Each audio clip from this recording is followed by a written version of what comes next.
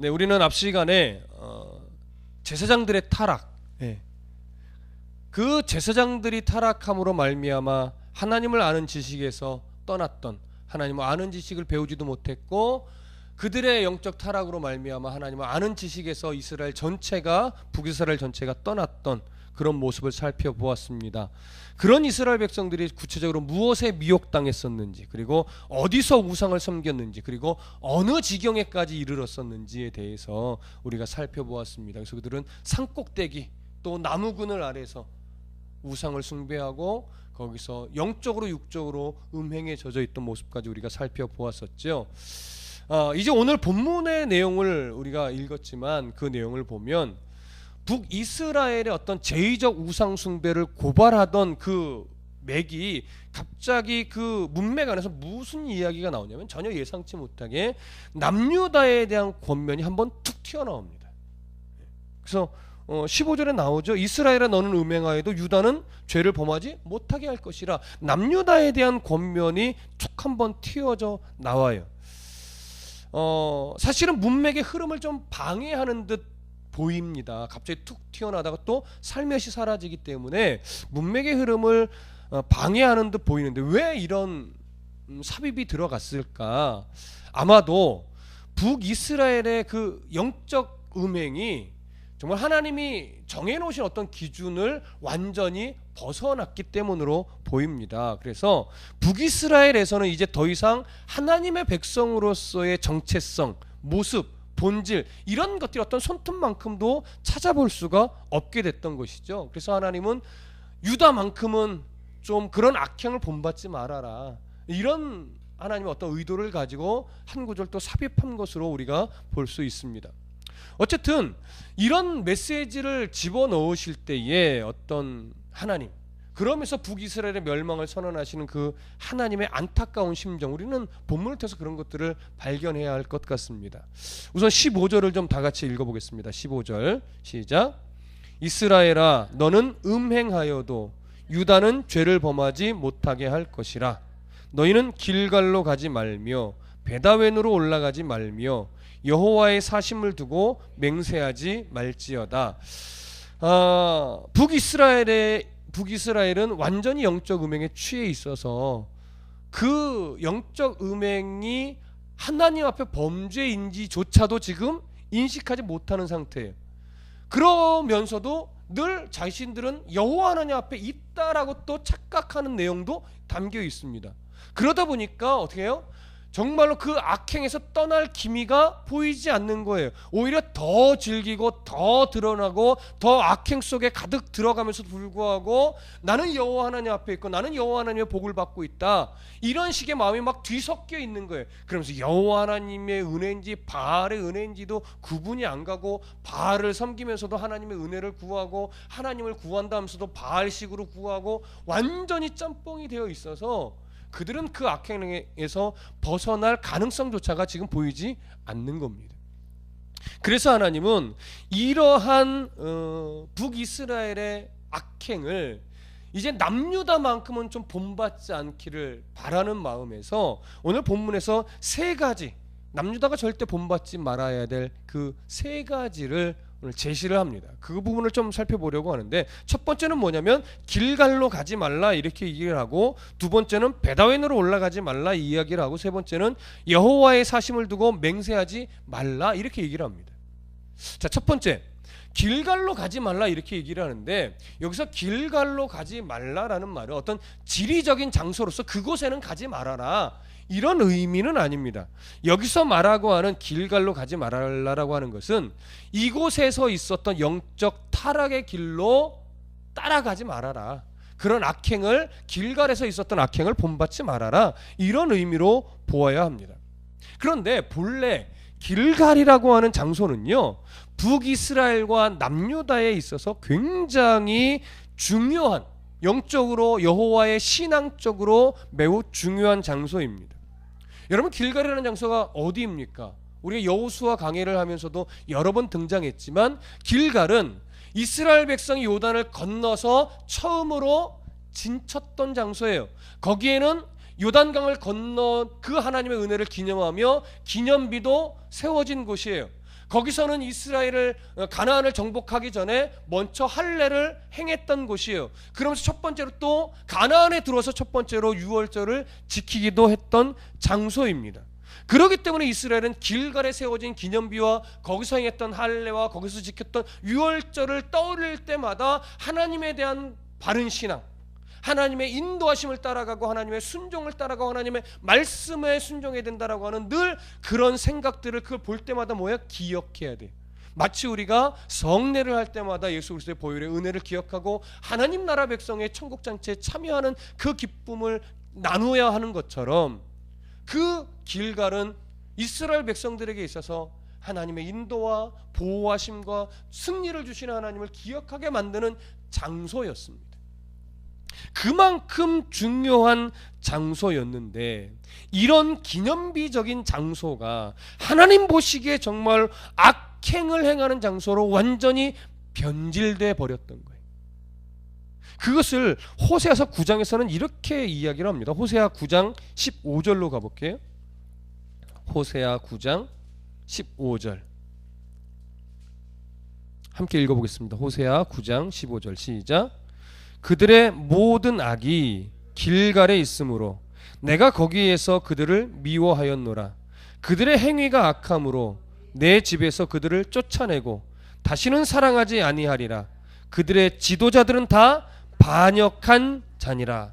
여기 보시면 15절 앞에 그들의 모든 악이 어디에 있어요? 길갈에 있다라고 말합니다. 이게 정확한 의미가 뭐냐? 사실은 조금 어렵기는 한데 많은 학자들은 어떤 견해를 이야기를 하냐면 우상을 만들어 공급하는 곳이 길갈에 있을 것으로 봅니다. 대부분이 그 견해를 취합니다. 저도 그 견해를 수용하는 측에 서 있습니다. 그러다 보니까 길갈은 뭐예요? 모든 영적 그 음행하는 자들이 그곳에 와서 우상을 공급받고 그 우상을 각기 지역으로 가져가고 산당으로 가지고 와서 또 우상을 숭배하게 되는 그런 장소가 되어버렸죠. 하나님의 은혜를 공급받아야 될 장소에서 우상을 공급받는 장소가 되어버렸으니 하나님이 얼마나 속상하셨겠습니까? 그런데 이 길갈에서는요 또 하나 이런 사건도 있었어요. 불순종의 사건. 사울왕 때. 여러분 사울왕 때 이 길갈에서 무슨 사건이 있었습니까? 사울왕이 블레셋과 전투를 벌이기 위해서 대치하던 장소가 길갈이었어요.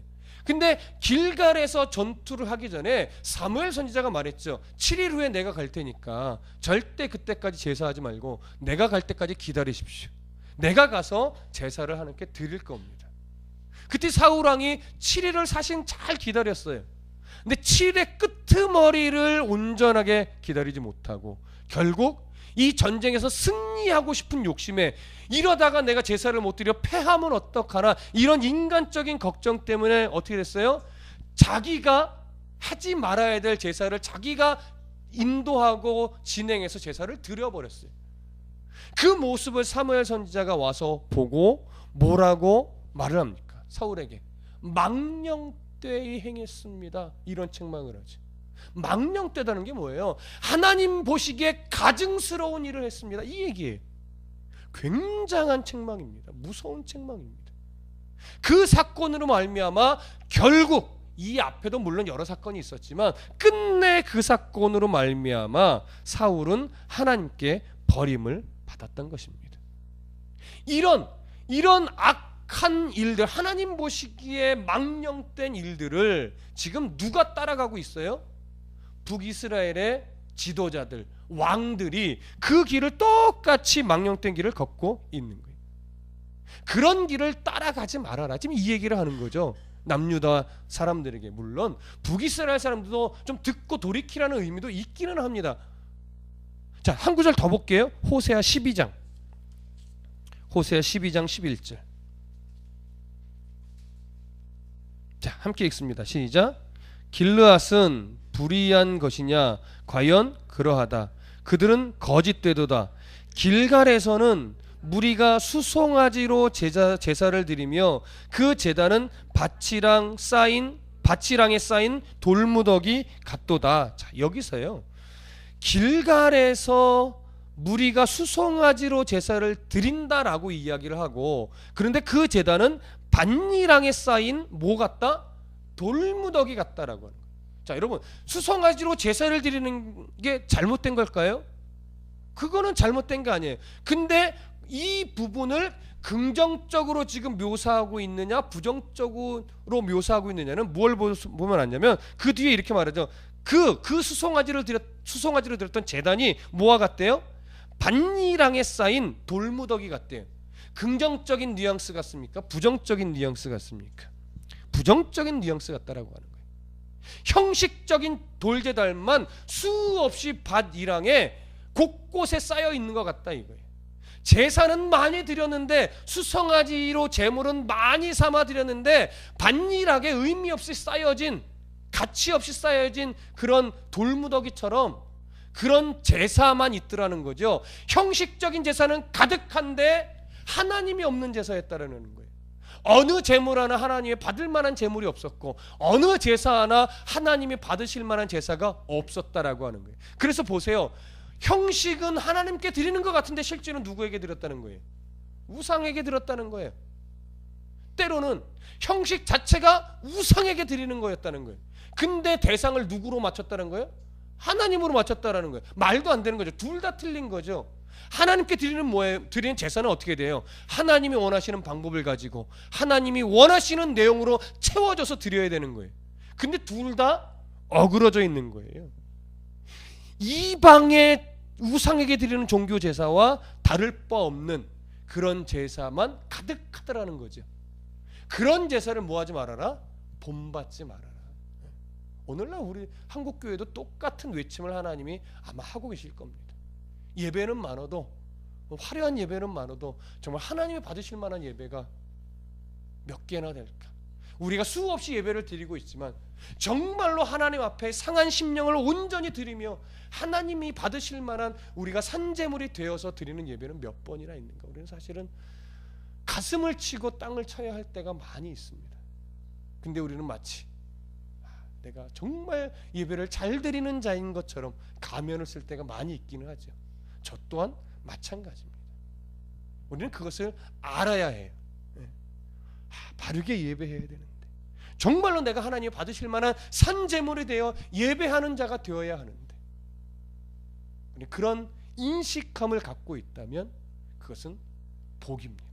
그렇죠? 그런 거 놓치지 않으셔야 돼요. 그래서 길갈로 가지 말라라고 하는 것은 이런 종교적인 타락을 절대 본받지 말아라, 지금 이 얘기를 하고 있는 겁니다. 그리고 두 번째는 베다웬으로 올라가지 말라고 합니다. 베다웬, 여러분 베다웬이 어딜까요?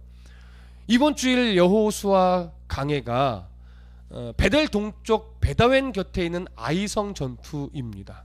그래서 여호수아 7장 2절에 보면 베다웬을 그렇게 설명해요. 베델 동쪽에 있는 베다웬 근처의 아이성, 이렇게 이제 이야기가 진행이 되는데, 재밌는 것은 베다웬이라고 하는 이 지명의 이름은 죄악의 집입니다. 죄악의 집. 근데 베델이라고 하는 것은 의미가 뭐예요? 하나님의 집이죠. 참 대조가 돼요. 그렇죠? 그런데 이런 어떤 기가 막힌 대조, 의미적인 대조가 있는데, 본문에서 베다웬이라는 이 이름을 사용할 때 이게 진짜 아이성 옆에 있는 베델 동쪽에 멀지 않은 지역에 있는 그 베다웬을 이야기하는 것인지, 아니면 베델을 멀지 않은 곳에 있는 베델이라고 하는 하나님의 집이라고 하는 그 이름이 걸맞지 않도록 변질되어 있기 때문에 그것을 딱 꼬집기 위해서 의도적으로 베델을 거론하고 있으면서도 그 베델을 베다웬이라는 이름으로 차용하여 사용한 건지, 우리는 그걸 좀 생각해 보실 필요 있습니다. 물론 베다웬이 변질된 장소일 수도 있는데, 이스라엘에게 있어서는 사실 베다웬은 별 의미가 없는 곳이에요. 그러나 이스라엘에게 있어서 어디는 의미가 있는 장소예요? 베델은 의미가 있는 장소죠. 그래서 어디를 한번 보시냐면 아모스서로 한번 가보겠습니다. 호세아 좀 뒷장으로 있죠. 아모스 5장으로 가볼게요. 아모스는 우리가 알다시피 호세아보다 한 단계 앞선 선지자입니다. 그리고 아모스는 동일하게 북이스라엘을 향하여서 하나님의 공의를 선포하던 선지자이죠. 그러니까 호세아의 메시지나 아모스의 메시지나 강조점만 다를 뿐 내용상에 있어서는 똑같습니다. 그런 시각으로 본다면 아모스 5장 4절과 5절을 한번 그런 시각을 갖고 한번 읽어보세요. 시작. 여호와께서 이스라엘 족속에게 이와 같이 말씀하시기를 너희는 나를 찾으라 그리하면 살리라. 베델을 찾지 말며 길갈로 들어가지 말며 브엘세바로도 나아가지 말라. 길갈은 반드시 사로잡히겠고 베델은 비참하게 될 것임이라 하셨나니. 자, 이 말씀과 비교해 본다면 하나님은 북이스라엘을 향하여 어느 지역을 가지고 교훈 삼기를 원하셨던 것 같아요? 길갈과 베델이죠. 이런 시각으로 본다면 오늘 호세아서에 거론되고 있는 베다웬은 지역 이름으로서의 베다웬이 아니라 베델의 변질된 그 악행을 꼬집기 위하여 하나님의 집이라는 이름으로 쓰지 않고 오히려 베델을 베다웬으로 부르면서 그들의 변질되고 악행이 가득한 그 모습을 지금 지적하고 고발하는 것으로 우리가 이해할 수 있는 것입니다. 우리가 알고 있다시피 베델은 본래 어떤 장소입니까? 야곱이 돌베개를 베고 잠들었던 곳입니다. 하나님과 약속을 이행하고자 끝내 그곳에 돌기둥을 세우고 하나님께 제단을 쌓았던 곳이고 다시 돌아왔던 곳이기도 합니다. 그런데 이런 베델에 북이스라엘의 창시자였던 여로보암 1세가 어떤 짓을 합니까? 금송아지를 여기다 세우죠. 예루살렘으로 북이스라엘 백성들이 가지 않게 하기 위해서 국가적인 성소로 베델을 지정하고 거기에다가 금송아지를 세워놓고 이게 하나님이다, 여호와 하나님이다 라고 말을 선포하고 거기서 그 금송아지를 하나님이라 여기며 제사하게 만들었던 곳이란 말이에요. 바로 우상숭배의 시작점이 돼 북이스라엘의 우상숭배의 시작점이 되어버린 장소이고, 그러므로 인해서 베델은 완전히 우상숭배로 물들게 되는 아주 하나님 보실 때 경멸스러운 장소가 베델이 되어버린 거예요. 하나님의 집이 죄악의 집이 되어버린 거죠. 그래서 이스라엘에게 있어서 길갈과 베델은 여호와 하나님을 바라보는 신앙상에 있어서 너무나 중요한 기념비적인 장소인데 그 두 장소가 다 우상으로 물들어버린 죄악의 장소가 되어버린 것입니다. 우상숭배의 중심이 되어버렸고 죽은 전통만 남아있는 그런 악한 장소가 되어버린 것이죠. 이제 더 이상 그 장소에서는 하나님이 함께 하시지 않는 장소가 되어버린 겁니다. 오늘날 하나님의 말씀이 없고 껍데기만 남아있는 교회라면 똑같은 책망이 되겠죠. 미신, 기복, 신비 이런 것만 가득하다면 과연 그곳이 길갈과 뭐가 다를 것이며 과연 그런 교회와 그런 강단이 베델과 뭐가 다르겠습니까? 오늘 우리에게 그런 책망을 하시지 않을까? 우리는 분명한 긴장감을 가지고 또 경각심을 가지고 강단에 서며 말씀을 들으며 예배하며 또 삶을 살아가야 할 것입니다. 이제 오늘 본문이 세 번째로 말씀하시는 내용은 뭐냐면 여호와의 사심을 두고 맹세하지 말라고 하는 내용입니다. 여호와의 사심을 두고 맹세하는 것 자체가 틀린 것은 아닙니다. 어느 신의 이름으로 내가 맹세하느냐는 내가 어느 신을 섬기느냐가 그 본질이 결정되는 겁니다. 그러니 내가 여호와의 이름으로 맹세하며 여호와의 이름으로 산다는 것은 너무나 중요하죠. 그럼에도 불구하고 여호와의 사심으로 맹세하지 말래요. 무슨 의미일까요? 북이스라엘 백성들이 여호와의 이름으로 맹세한다는 것은 어떤 의미였냐면 당시 그들에게 있어서는 마치 우상의 이름으로 맹세하듯이 여호와의 이름은 갖다 붙였다라고 하는 겁니다. 혼합주의에 빠져 있어서 여호와의 이름으로 맹세하지만 바알에게 속한 자로서 맹세하는 거예요. 그러니까 여러 신들 중에 한 신에게 맹세하듯이 그건 여호와 하나님에 속한 자가 아닌 거죠. 바알도 섬기고 아스라도 섬기고 그러면서 여호와도 섬기며 때에 따라는 여호와의 이름으로도 맹세하는 이런 어처구니 없는 짓을 벌이는 거예요. 태국에 갔을 때 보니까 태국은 기본적으로 불교 나라이지만 불교가 국교는 아닙니다. 국교가 될 만큼의 정말로 90% 이상이 불교라서 마치 국교인 것처럼 보이지만 형식적으로는 종교 자유의 나라예요. 형식적으로는. 그러다 보니까요, 거기는 기독교건 무슨 어떤 종교건 다 수용을 합니다. 일단.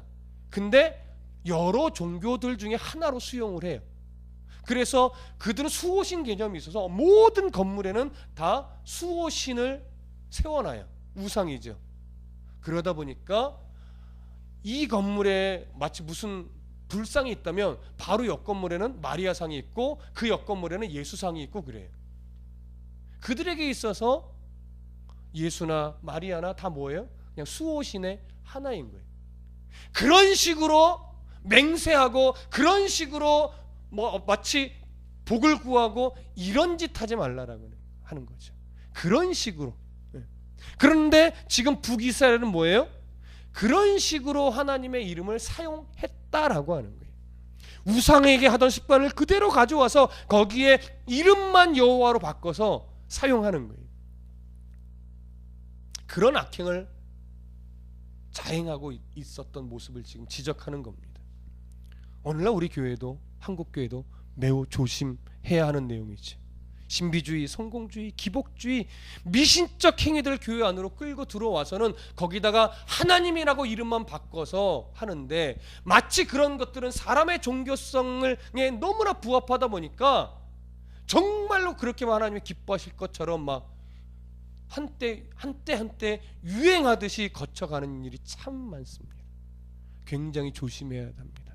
교회 안에 여호와의 이름을 걸고 행해지는 여러 것들이 정말로 성경에서 하나님이 원하시는 내용과 부합한가에 대한 철저한 검증이 되어야 하는데 그런 검증의 작업이 없이요, 성도들이 좋아하네, 뭔가 있어 보이네, 우리의 감성을 정말 쫄깃쫄깃하게 자극시키네, 이런 것만 있으면 그냥 다 갖고 들어오는 거예요.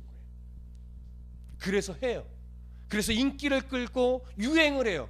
그러면 이 교회도 따라하고 저 교회도 따라하고 또 그런 교회들이 늘어나면 여러 교회들을 불러 모아 세미나를 하고 검증이 안 해요. 인기만 있으면 돼요. 사람만 모이면 되는 그런 식이 돼버린 거예요. 그게 뭐예요? 여호와의 사심을 두고 맹세하지 말라는 하나님의 탄식이 바로 그런 자리에 필요한 거예요. 그런 자리. 그러니 호세아의 말씀이 당시 북이스라엘에게만 해당되겠냐고요. 오늘날 우리 교회에도 한국 교회에도 정말 똑같이 선포되는 말씀과 같은 겁니다. 우리는 정말 긴장해야 돼요. 이런 면에서. 물론 교회의 리더자된 제가 더 긴장해야 되겠지. 자, 호세아 4장 16절로 넘어가겠습니다. 함께 읽습니다. 시작. 이스라엘은 완강한 암소처럼 완강하니 이제 여호와께서 어린 양을 넓은 들에서 먹임같이 그들을 먹이시겠느냐. 여기서 말하는 완강한 암소라는 것은요, 고집센 암소를 말하는 겁니다. 주인이 아무리 바른 길로 끌고 가려고 해도 지겹게도 그 주인의 인도를 받지 않고 자기 마음대로 가려고 하는 그 암소, 그런 암소처럼 지금 북이스라엘이 하나님의 선지자들을 보내서 끊임없이 경고하고 돌아오기를 선언했었지만 매번 그 하나님의 경고와 하나님의 호소를 거절하고 자기들이 좋아하는 길로만 갔었다라고 하는 거예요. 그렇기 때문에 뭐라고 말해요? 이제 여호와께서 어린 양을 넓은 들에서 먹임같이 그들을 먹이시겠느냐는 거죠. 무슨 말이에요? 이제 북이스라엘과 하나님의 관계는 목자와 양의 관계가 끊어졌다 이거예요. 하나님은 더 이상 그들을 먹이지 않겠다라고 하는 거예요. 그럼에도 불구하고 북이스라엘은 아직도 자기들이 하나님의 인도를 받는 양떼라고 그들이 갖고 있던 조상 때부터 갖고 있던 이미지를 그대로 갖고 있어요. 이미 하나님은 나는 너희들의 목자가 아니다라고 선언했음에도 불구하고 정말로 하나님이 이제 안 먹이시겠다는 거죠. 그들은 바알에게 속한 완강한 암소일 뿐입니다. 그 고집이 꺾여야 되는데 참으로 자기들의 좋은 것에 취하다 보니까 꺾지를 않는 거죠. 자, 17절 보겠습니다. 함께 읽습니다. 시작. 에브라임이 우상과 연합하였으니 버려두라. 그 고집을 이렇게 표현한 거예요. 그 고집이 바로 에브라임이 우상과 연합한 모습과 똑같다라고 하는 거죠. 왜 갑자기 에브라임이 툭 튀어나왔느냐? 에브라임은요, 북이스라엘에 속한 지파들 중에 가장 영향력 있는 지파입니다. 그리고 아마도 그 북이스라엘이 이 음행에 더 앞장섰던 것 같이 보입니다. 그래서 에브라임이라고 하면 북이스라엘 전체를 일컫는 것과 동일합니다. 그래서 지금 여기서는 에브라임이라고 표현한 것입니다.